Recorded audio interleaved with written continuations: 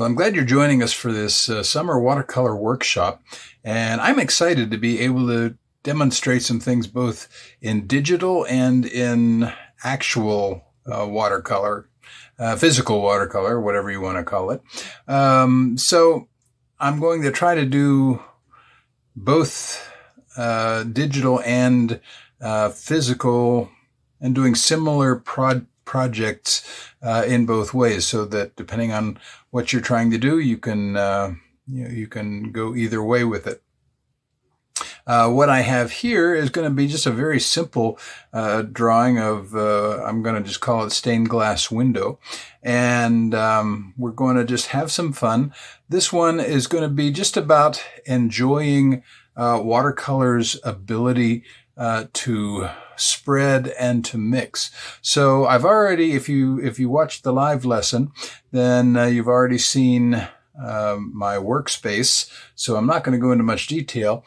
I am going to show you one thing. I have, I don't even remember where I got these, but I've got some old syringes here that are just great for getting a little bit of water where I want it and not too much water, because my palette has dried out. So I am going to try to rehydrate all of my tube watercolors.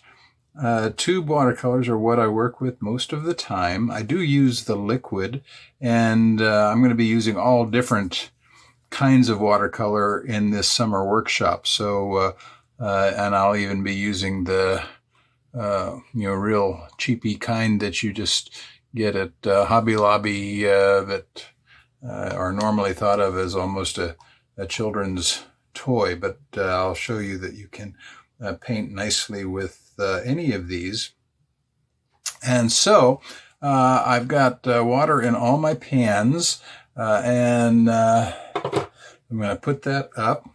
And because we're going to be just experimenting today with watercolor's ability to blend and mix, what I'm going to do is just come in here to this big diamond in the center. I'm not going to worry about the corners right now, but I'm going to get this wet. I'm going to show you over the weeks a number of different techniques. This one is going to be called wet in wet, and that's because I'm wetting the paper first. And one of the main things that you want to watch for when you do this is don't oversaturate the paper.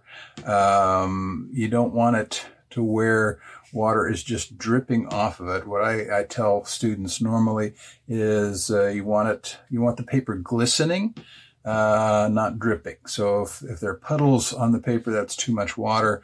I'm blotting some of that off here just to get it down, and it's got a really nice glisten now. Now, once it's wet like this, you have a limited amount of time to work before it begins to dry. So I'm going to take this is kind of my medium round brush, and I'm going to get it wet, and I'm going to just come into, I've got kind of a purplish color mixed up here, and I'm going to remix that. And I'm going to actually daub a little bit of that off. And then I'm going to just come in here and I'm going to just lay some of that in. And I'm not trying to draw or paint anything in particular at this point. What I'm doing is I'm just coming in with some different colors to see what is going to happen as I begin to blend them. So I'm going to come over here. I'm going to get some of my blue.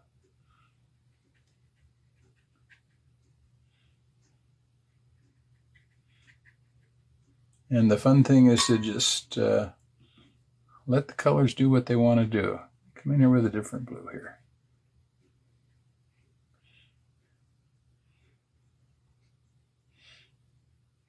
Let's come down here. And I'm rinsing out my brush between all of these. I'm going to get a real bright red. Let's bring a bright red in here. Again, no rhyme or reason, no right or wrong. Just come in and play with it, have some fun with it. And as we go through this, we're going to learn more about controlling watercolor. But one of the most fun aspects of watercolor is letting it do what it wants to do. Okay, so in these areas where it's red, I don't want to get into the blue right now, but I want to come over here and pick up a little bit of yellow. And let's throw a little yellow in. I will do that because this is going to turn green or greenish when it hits. And but I want to get a little bit of the yellow in just for a little contrast, a little fun.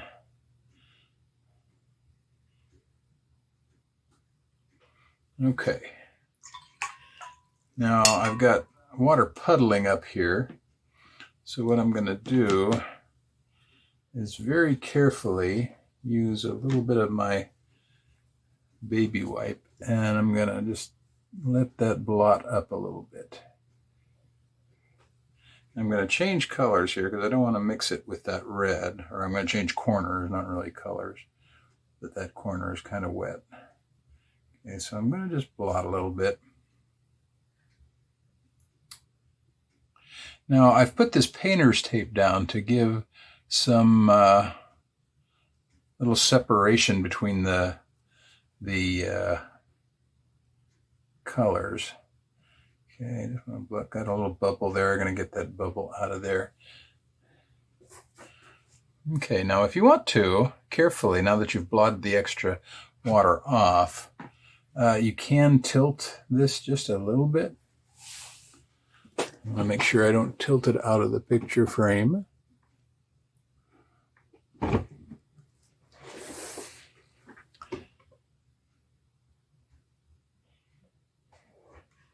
And I still got a little extra water here.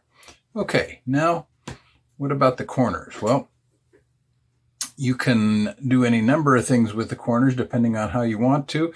These are dry, so I'm going to come in and I'm going to actually paint a different way. We just did wet on wet, and now I'm going to go over and pick up my blue. Actually, I'm going to pick up a little bit more, and let's throw this in here. And I'm going to go, this is called wet and dry. So now I'm coming and painting on dry paper, and I get a much different effect. But I want this color to be a lot stronger, almost as if I've got a, different kind of glass here.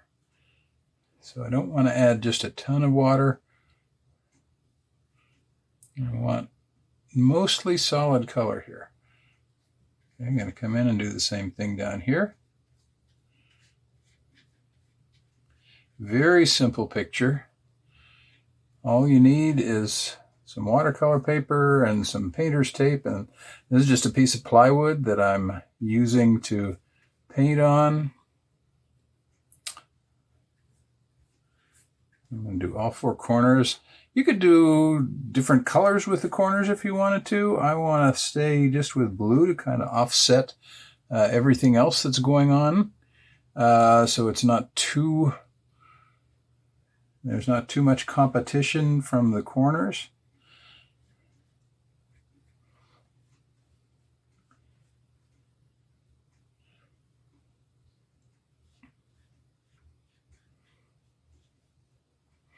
Okay, now I'm going to pause the video for just a bit. I'm going to dry this. You can let it dry naturally, or you can use a hair dryer.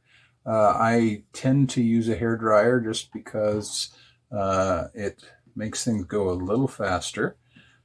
So I've got a little bit too much water puddled here, and you don't want a lot of puddling when you use your hair dryer, if you're going to use one, because it will move the paint around. So you want to be careful that you don't have too much excess water. Okay, so I'm going to pause the video and dry this, and then I will be right back. Okay, Okay, I have dried the paper. One thing that you will notice is when watercolor dries, it tends to dry much lighter than when you put it down. So keep that in mind as you do your watercolors, that they are going to dry lighter than what you see. Now I'm going to take the painter's tape off. I'm not going to take it all off. I'm just taking off this portion that created the diamond shape. Okay, so I've got a nice crisp diamond. I love painter's tape for this because, as a rule, the water doesn't leak under it. If you are careful when you put it down, and make sure to press it down hard, so you get a really nice crisp line. Okay, now there are some things that we could do to make this look more like a stained glass window, and one of those is to use a Sharpie marker. I do a lot of this when I do mixed media. I'm going to use a ruler. I'm going to have to come a little bit closer to that blue.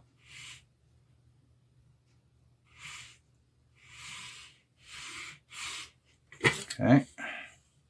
And then, again, you want to be careful when you're using the Sharpie. Make sure that if you're using a ruler, it has dried before you move it around. So now I'm going to put that right here on this edge. I'm going to come down.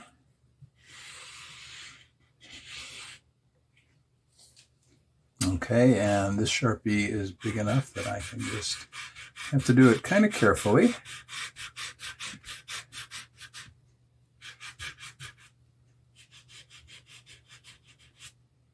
Okay, so I'm going to go ahead and do the same thing around all of these sides, and then I'll be back.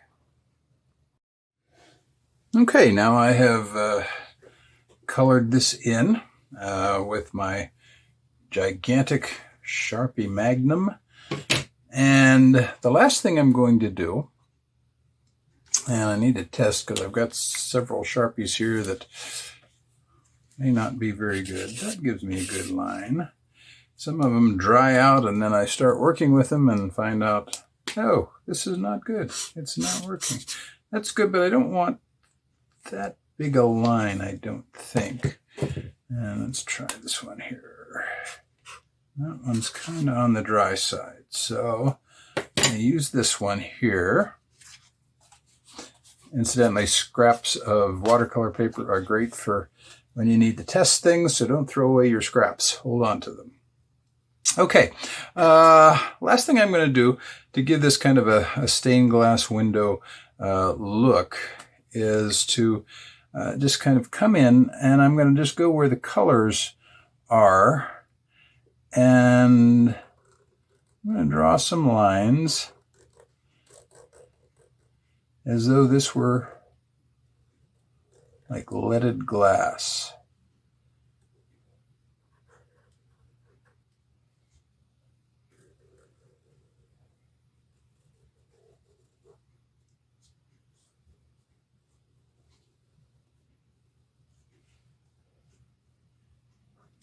I like how this blue and yellow have mixed to make some green here. It's really pretty. Okay, I'm going to just come around here. And I'm going to come down, got a nice natural V shape here. Again, not trying to draw anything in particular. Come down here. This paint is a little thick and still a little wet, so I'm going to be careful there.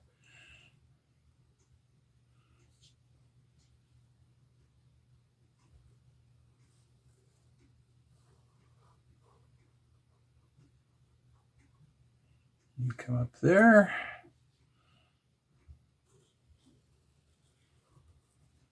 down here.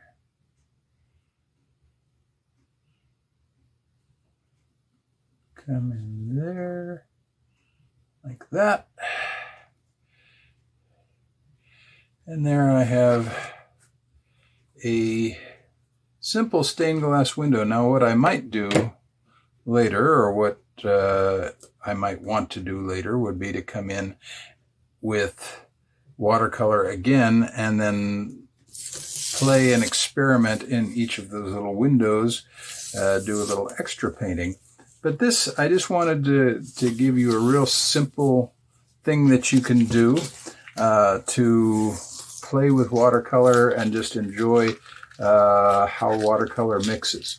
When you do it, you might want to do different colors here. You might want to try red or yellow, or maybe a different color in each one. There are all sorts of different things that you can do. But this is just a real simple kind of introductory watercolor lesson to let you play with the colors a little bit and have some fun. And that's what it's all about, is really enjoying yourself and having some fun.